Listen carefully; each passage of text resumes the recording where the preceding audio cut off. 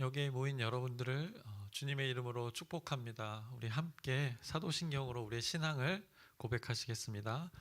전능하사 천지를 만드신 하나님 아버지를 내가 믿사오며 그 외아들 우리 주 예수 그리스도를 믿사오니 이는 성령으로 잉태하사 동정녀 마리에게 나시고 본디오 빌라도에게 고난을 받으사 십자가에 못 박혀 죽으시고 장사한 지 사흘 만에 죽은 자 가운데서 다시 살아나시며 하늘에 오르사 전능하신 하나님 우편에 앉아 계시다가 저리로서 산자와 죽은 자를 심판하러 오시리라. 성령을 믿사오며 거룩한 교회와 성도가 서로 교통하는 것과 죄를 사하여 주시는 것과 몸이 다시 사는 것과 영원히 사는 것을 믿사옵나이다. 아멘. 하나님 아버지, 오늘도 새날 허락해 주심을 감사합니다. 이 귀한 날 우리가 가장 먼저 하나님의 이름을 높이며 기도와 찬양 말씀으로 하나님 앞에 나아갑니다. 오늘 우리의 삶을 하나님께 의탁합니다. 그 하나님의 이름이 오늘 우리의 삶 가운데 드러나게 하여 주시옵시고 그 하나님의 뜻을 이루어드리는 오늘 우리의 귀한 삶 되게 하여 주시옵소서. 예수님의 이름으로 기도드렸사옵나이다. 아멘. 함께 찬송가 436장 찬양하시겠습니다.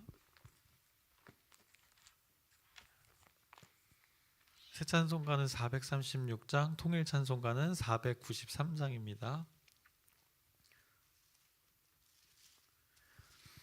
나 이제 주님의 새 생명 얻은 몸 옛것은 지나고 새 사람이로다.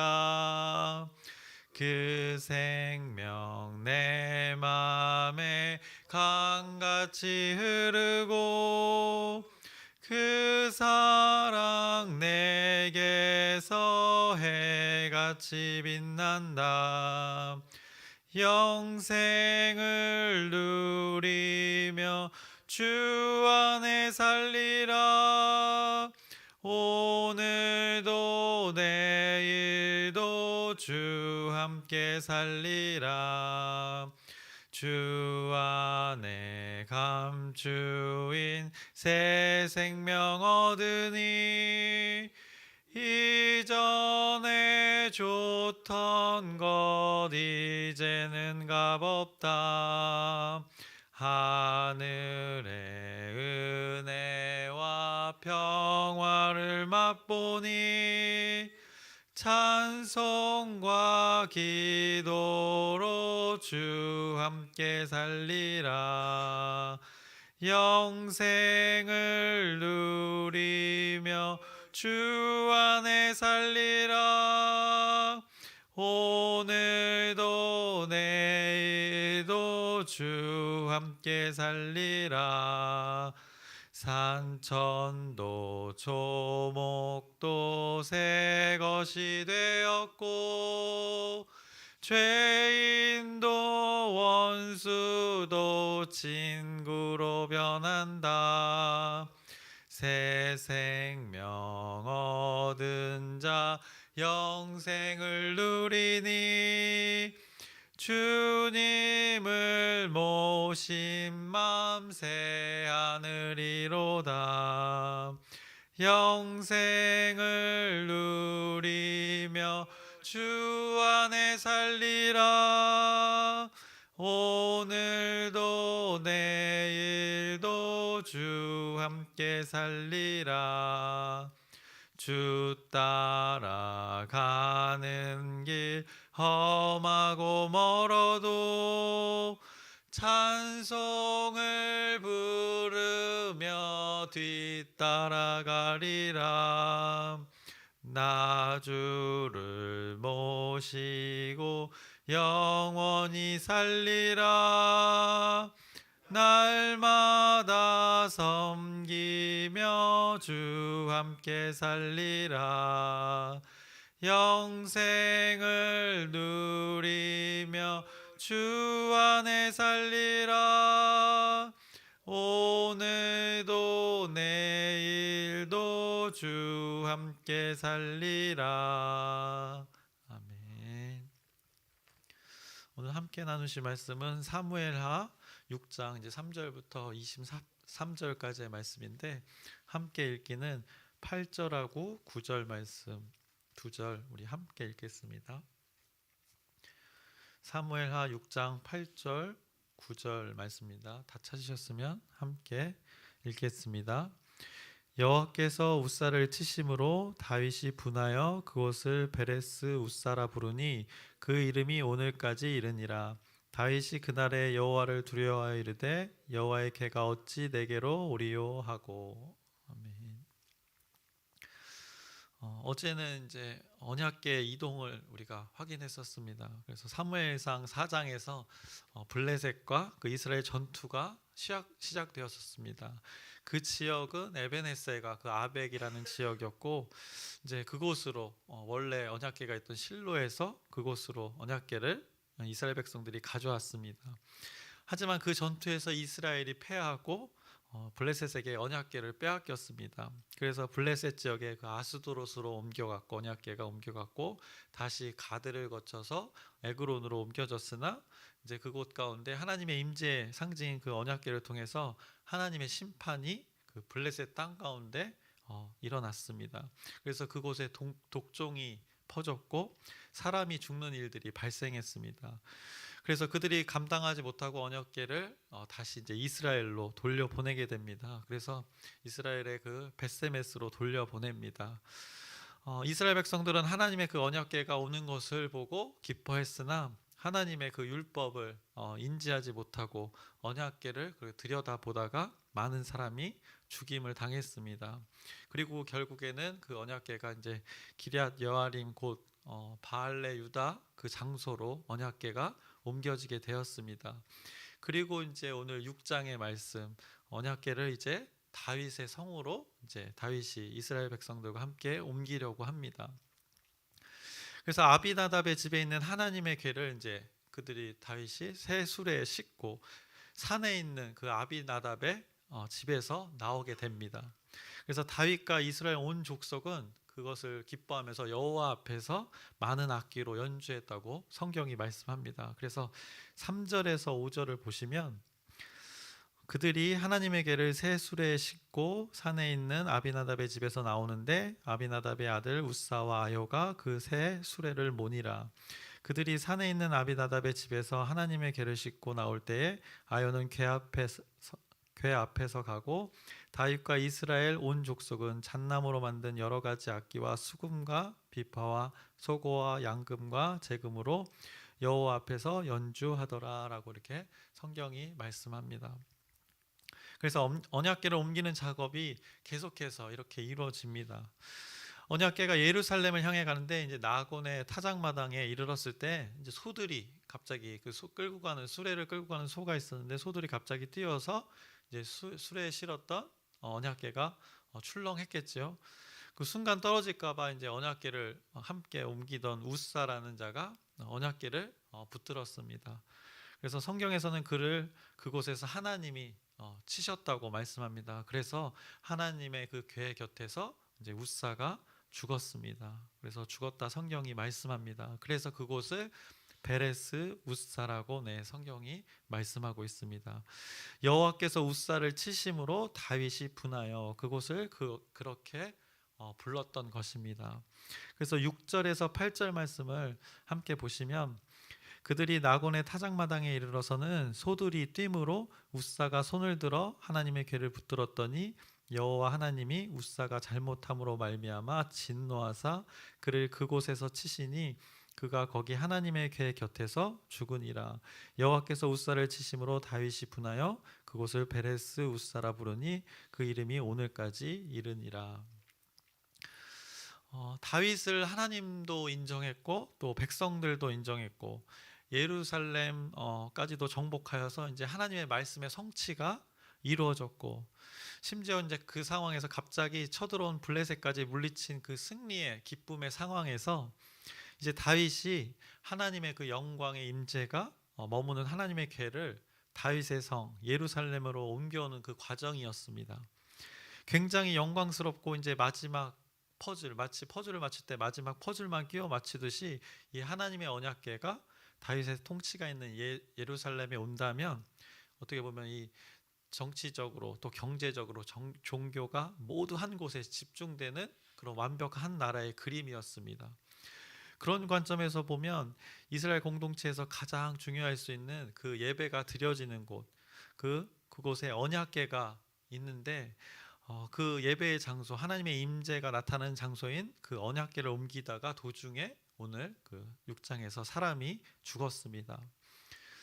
옮겨서 하나님께 멋있게 영광스럽게 하나님을 예배하면 기가 막히겠는데 갑자기 그 와중에 이 사람이 죽습니다.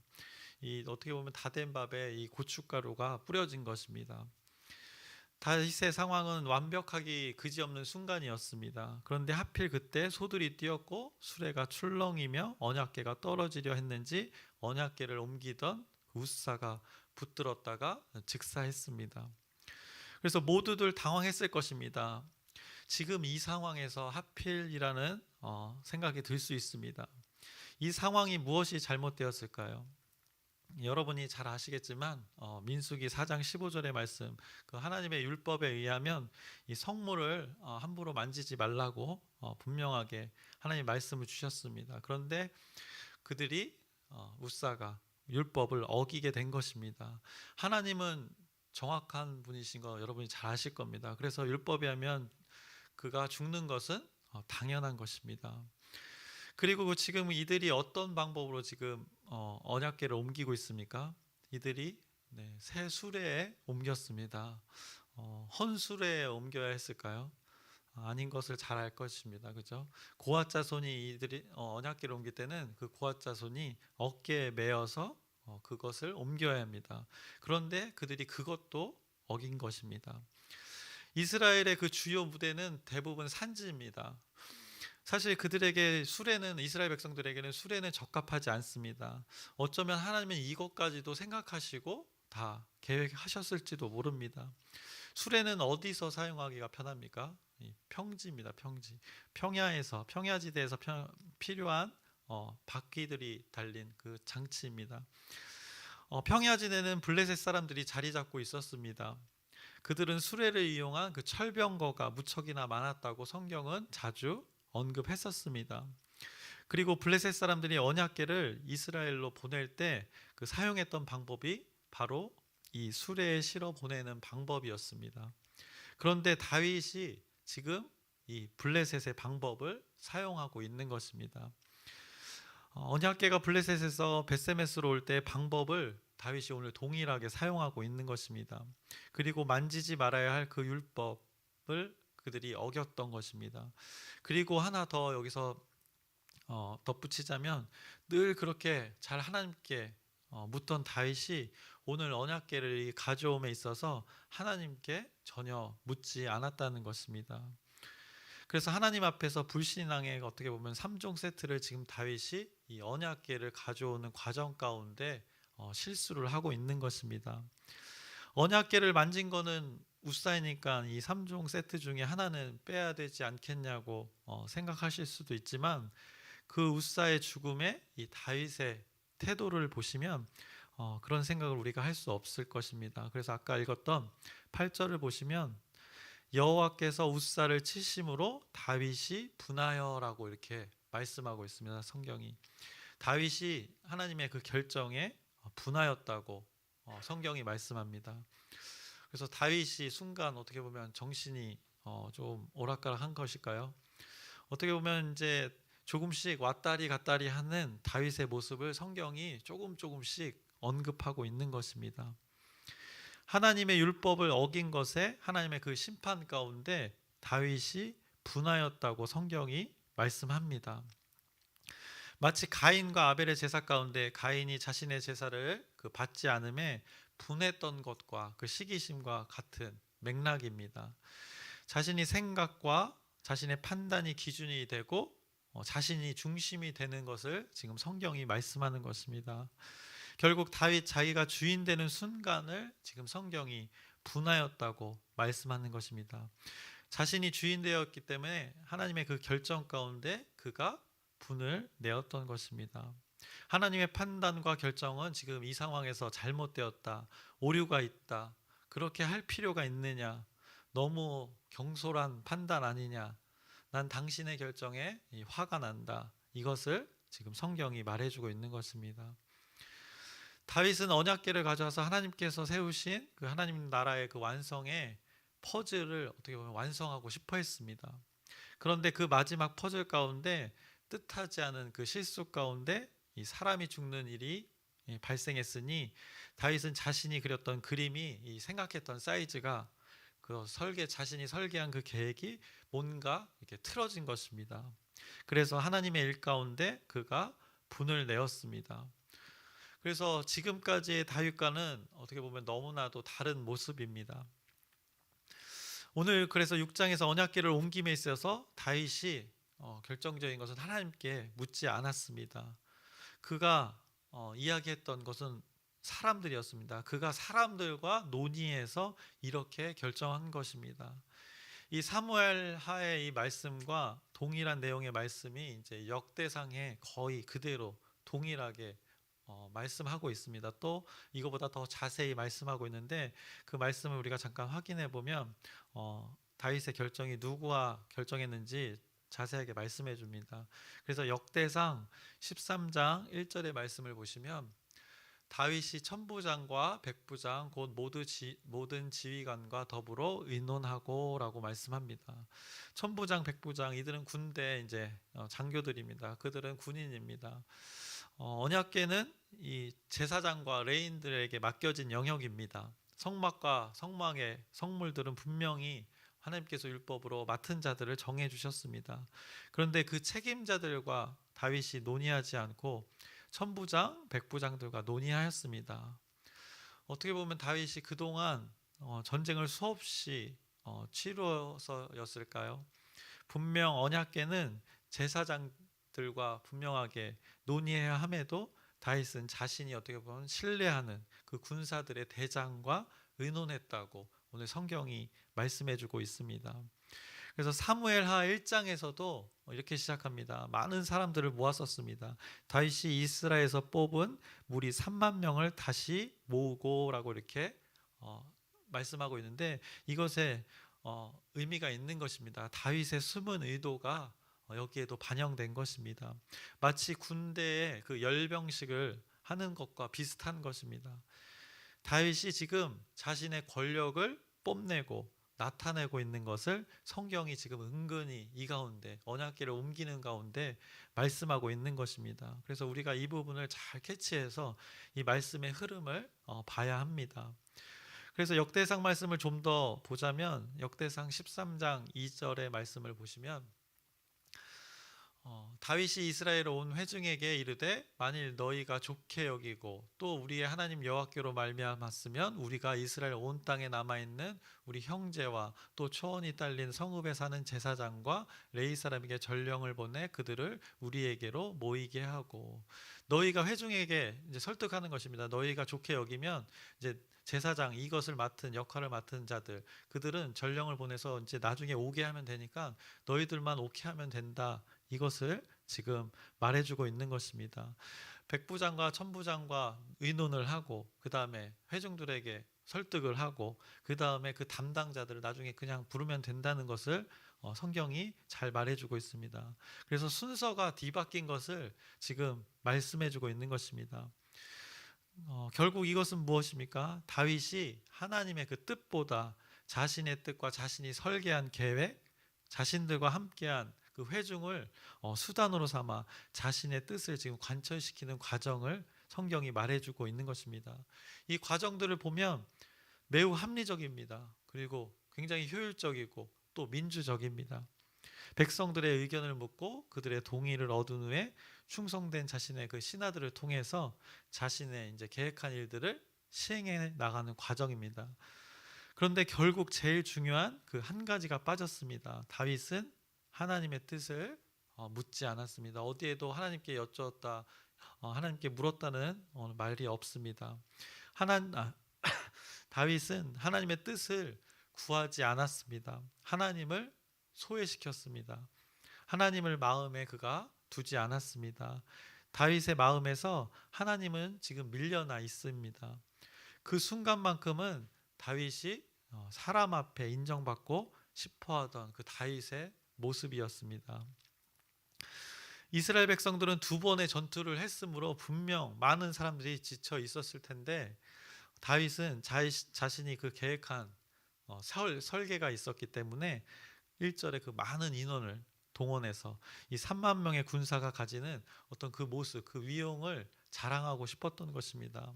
그래서 아까 말씀드렸던 열병식과 같은 그것을 통해서 무엇인가를 지금 자신이 보여주고 싶었던 것이 있었습니다. 자신의 성과와 결과를 드러내고 싶었던 것입니다.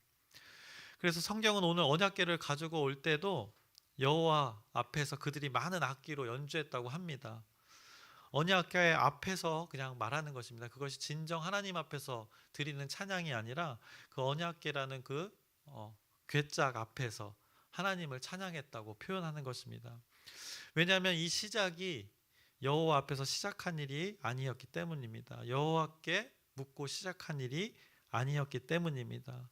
그래서 이 모든 것들이 자신들을 위한 열심이었습니다. 그 시작은 다윗의 열심으로 시작했습니다. 그래서 다윗이 하나님을 향한 신실한 그 열심이 아닌 자신에게서 시작한 열심이었음을 지금 성경이 말씀해주고 있는 것입니다. 그래서 우리가 하나님의 말씀을 대할 때 때로는 이렇게 하나님의 말씀을 굉장히 섬세하게 보지 않으면 우리가 이것을 발견하기가 쉽지 않습니다. 그리고 더불어 우리의 모습에서도 우리의 삶을 섬세하게 보지 않으면 우리가 그 쏟는 열정, 우리가 쏟는 열심, 그 열심이라는 것이 왜곡되어 하나님 앞에 나아갈 때가 있다는 것입니다. 자신을 위한 열심이 하나님을 위한 그 열심이라는 명분을 가지고 하나님의 뜻과는 다른 자신의 뜻을 관철시키는 그 열심이 될 때가 우리의 삶 가운데 있다는 것입니다. 다윗은 하나님께 가장 좋은 것을 드리고 싶었습니다. 그런데 자신이 설계한 방법이었습니다. 우리가 보기에도 전혀 하자가 없어 보입니다. 그러나 하나님은 그게 아니라고 오늘 말씀하시는 것입니다. 하나님께서 언약궤를 가져오라고 말씀하신 적도 없고 다윗이 하나님께 물은 적도 없습니다. 그런데 우사의 사건을 통해서 이제 분명한 기준을 제시해 주시는 것입니다. 그 언약궤를 옮기는 과정 가운데 분명하게 하나님께서 하나님의 방법이 있음을 알려주시는 것입니다. 하나님의 말씀이라는 그 율법의 기준을 다시 한번 기억하게 한 것입니다. 우사의 사건을 통해서 그를 깨우치려고 하나님께서 은혜를 베풀어 주시는 것입니다. 하나님께 가장 좋은 것을 드려야 합니다. 하나님을 사랑하는 자, 하나님의 자녀라면 당연한 어떻게 보면 우리의 태도이고 마음입니다. 그런데 그 가장 좋은 것이라는 것은 우리가 정하는 것이 아니라 하나님께서 그것을 정하신다는 것입니다. 하나님께 가장 좋은 것이 무엇인지 하나님께서 정해서 우리에게 알려주십니다. 그래서 사람이 보기에 가장 아름다운 것이 하나님 보시기에 가장 아름다운 것이 아닐 수도 있습니다. 가장 좋은 것, 가장 아름다운 것은 하나님께서 그 당신의 말씀으로 결정하셔서 우리에게 알려주신다는 것입니다. 하나님의 자녀는 하나님의 뜻에 일치하여 드리는 것이 가장 좋은 것이라는 것입니다. 하나님의 뜻과 우리의 마음이 하나 될 때, 하나님의 뜻을 우리가 이뤄드릴 때, 그때 이게 하나님이 가장 기뻐하시는 일이고 가장 좋은 것이라고 성경이 계속해서 말씀하는 것입니다. 그래서 우리의 신앙을 생각해 봤으면 좋겠습니다. 하나님을 믿는 믿음, 신앙생활의 목적, 그 믿음 생활의 목적이 자기를 증명하는 자기 증명의 시간이 아니라는 것입니다. 자기 자신을 사람들 앞에서 나의 믿음은 이렇습니다. 사람들 앞에서 나의 믿음이 이 정도 됩니다. 나의 능력, 나의 실력, 나의 영향력, 이 사람들 앞에서 사람들과 비교하여 나의 증명하기 위함이 아님을 여러분들이 잘 아실 것입니다. 우리의 존재는 자기 증명 이것을 하는 것이 아닌 하나님을 증명하는 삶을 살아야 할 것을 오늘 말씀을 통해서 기억하셨으면 좋겠습니다. 그래서 하나님과 하나님의 말씀을 나의 삶을 통해 나타내기 위한 그 증명의 삶을 우리가 살아야 할 것입니다. 참말로 다행인 것이 다윗이 그 상태에 분한 상태로 머물러 있었던 것이 아닙니다. 그 가운데 자신의 모습을 발견합니다. 이것이 다윗의 가장 큰 장점입니다. 늘 죄를 짓지만 잘 돌이킵니다. 하나님께 묻지 않았음을 깨달았고 하나님의 율법을 따르지 않았음을 깨달았고 자신이 하나님의 결정에 분내었음을, 그것이 죄였음을 깨달았습니다. 그 고백이 오늘 9절에 말씀하는 것입니다. 다윗이 그날에 여호와를 두려워하여 이르되 여호와의 괴가 어찌 내게로 오리요 하고, 다윗이 그날에 여호와를 두려워하여라고 성경이 말씀합니다. 다윗이 자신의 죄를 발견하였습니다. 하나님 앞에 자신의 모습을 비추었기 때문에 그 죄가 드러나서 하나님 앞에 두려워하고 있는 것입니다. 하나님 앞에 선 자신의 모습을 발견했습니다. 두려움이고 떨림이었습니다.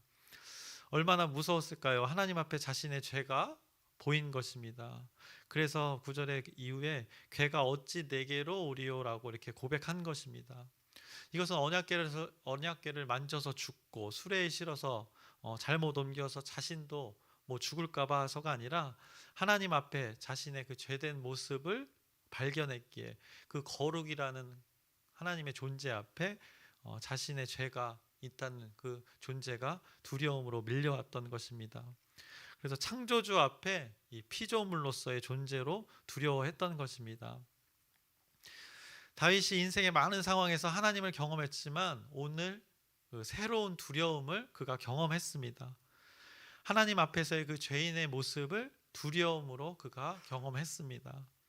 그래서 이후 성경은 언약궤의 흐름이 이제 바뀌는 것을 말씀합니다. 하나님이 주도하시는 이제 흐름을 성경이 말씀합니다. 다윗이 두려워하여 이제 오벳 에돔의 집에 메어 갔습니다. 그 언약궤를. 그랬더니 그곳에서 3달을 있었는데 여호와께서 오벳 에돔의 온 집에 복을 주셨습니다. 10절에서 11절 말씀을 제가 읽겠습니다.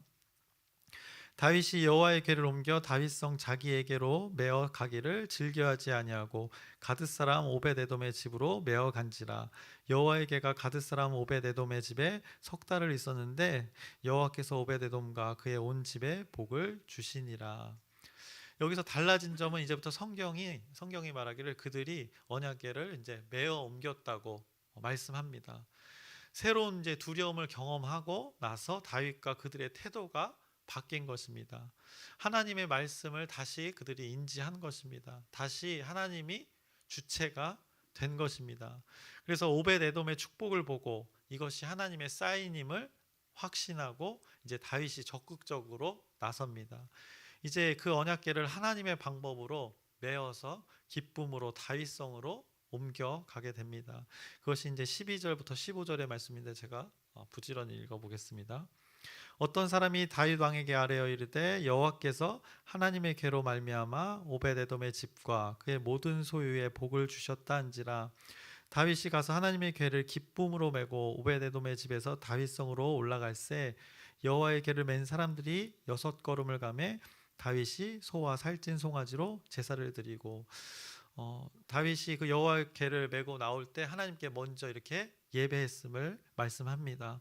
다윗이 여호와 앞에서 힘을 다하여 춤을 추는데 그때 다윗이 배 에봇을 입었더라. 다윗과 온 이스라엘 족속이 즐거이 환호하며 나팔을 불고 여호와의 궤를 메어오니라. 다윗이 이제 드디어 진정한 찬양으로 힘을 다하여 춤추며 하나님 앞에 나아가는 것을 성경이 말씀합니다. 그래서 오늘 6장은 다윗이 시작했지만 하나님께서 그의 삶을 수정하셔서 하나님이 이렇게 마무리하십니다. 사람들이 최고의 것으로 하나님을 섬긴다고 했지만 하나님의 말씀의 그 불순종과 그로 인한 심판의 결과를 그들이 이 과정 가운데 경험했습니다. 거룩하신 하나님의 모든 것을 사람이 다 어떻게 보면 납득하고 이해할 수는 없습니다. 신앙이 있고 정성이 있다 해도 우리의 열심의 동기를 잘 분별하여서 하나님 앞에 나아가야 하는 것을 우리가 이 말씀을 통해서 깨달을 수 있습니다. 더욱이 우리의 열심이 있다고 해도 그 열심이 하나님을 우리의 마음대로 좌지우지 할 수 없는 것을 또 깨닫게 합니다. 당연히 그렇게 될 수 없는 그런 하나님이십니다. 하나님이 우리에 의해서 좌지우지 되지도 않을 뿐더러 우리의 정성과 믿음 때문에 하나님이 우리에게 일하시는 것이 아니라는 것입니다. 우리의 존재를 사랑하시나 사랑의 이유가 우리의 정성과 우리의 열심 때문이 아니라는 것입니다. 하나님은 선 그 자체이시기 때문에 우리에게 선이 되시는 것입니다. 그 중 하나를 우리가 은혜라고 말할 수 있습니다. 은혜라는 개념은 이 인간 사회, 사람이 머리로 이해하기 어려운 개념입니다. 인과응보가 익숙하고 당연한 이것이 인간의 논리인데, 상대에게 아무것도 안 했는데 내가 베품을 받는다? 이것은 역설적인 것이기 때문에 이것이 하나님의 방법임을 또 오늘 말씀하고 있는 것입니다. 룻기에서도 나눴지만 그 헤세드, 그 하나님의 은혜, 뭐 여러 가지로 표현될 수 있는 것, 그것을 오늘 다윗이 경험하는 것입니다. 자신이 하나님보다 앞서서 했던 일들에 대해서 그가 이 헤세드를 경험했습니다. 그 죄 앞에 두려움으로, 하나님 앞에 거룩함 앞에 두려움으로 직면했습니다. 그에게 두려움이 경험되어졌습니다. 근데 그것이 오늘 은혜의 시작이 되었음을 성경이 말씀합니다. 죄를 인식한 것, 하나님 앞에 자신을 비추어서 자신의 모습을 봤던 것, 그가 오늘 그 두려움을 경험하고 변화를 받았습니다. 하나님 앞에서 그 자신의 모습을 발견하고 그가 많은 것을 바꾼 것이 아니라 그의 행동은 여러 가지로 나중에 변화를 받았지만 한 가지 고쳐먹은 것은 결국 하나님이 주인이시다, 창조주 하나님이 모든 것을 주관하시는구나라는 것을 그가 고쳐먹었습니다. 그래서 이제 말씀을 마치려고 합니다. 자신이 설계한 그럴듯한 그림을 이제 수정하여서 하나님이 그를 통해 새로운 마음으로 그의 삶을 그리게 하셨습니다. 그래서 자신이 주도했을 때는 그에게 두려움이 왔습니다. 그러나 하나님이 주도했을 때는 그가 힘을 다하여 기쁨으로 춤을 추는 오늘 다윗의 모습을 우리가 봅니다. 그래서 여러분에게 주어진 시간들이 있습니다. 여러분의 시간들 가운데 여러분은 무엇을 경험하고 싶으십니까? 이 오늘 말씀을 통하여서 깨닫는 지혜와 하나님의 은혜가 여러분 가운데 충만하길 소망합니다. 그래서 하나님이 주도하셔서 여러분의 삶이 하나님이 주시는 그 기쁨이 넘쳐서 하나님이 말씀하신 산제사, 오늘 하루 기쁨으로 살아가는 삶의 예배를 드리시기를 주님의 이름으로 축원합니다. 기도하겠습니다.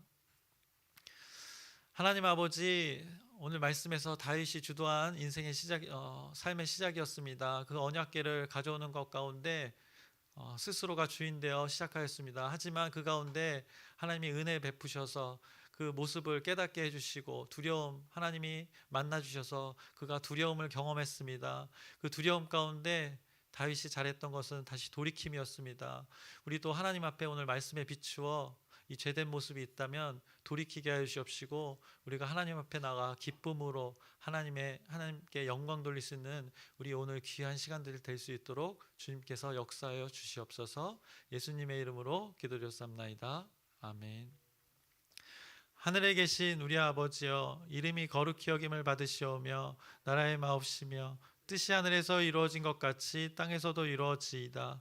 오늘날 우리에게 일용할 양식을 주옵시고 우리가 우리에게 죄 지은 자를 사하여 준 것 같이 우리의 죄를 사하여 주옵시고 우리를 시험에 들게 하지 마옵시며 다만 악에서 구하옵소서.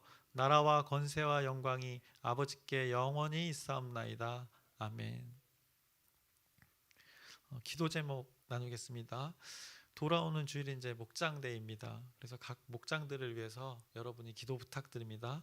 그래서 각 목장 안에서 그 하나님의 말씀이 삶의 이야기가 풍성히 나누어져서 귀한 모임이 되도록 여러분의 기도 부탁드립니다.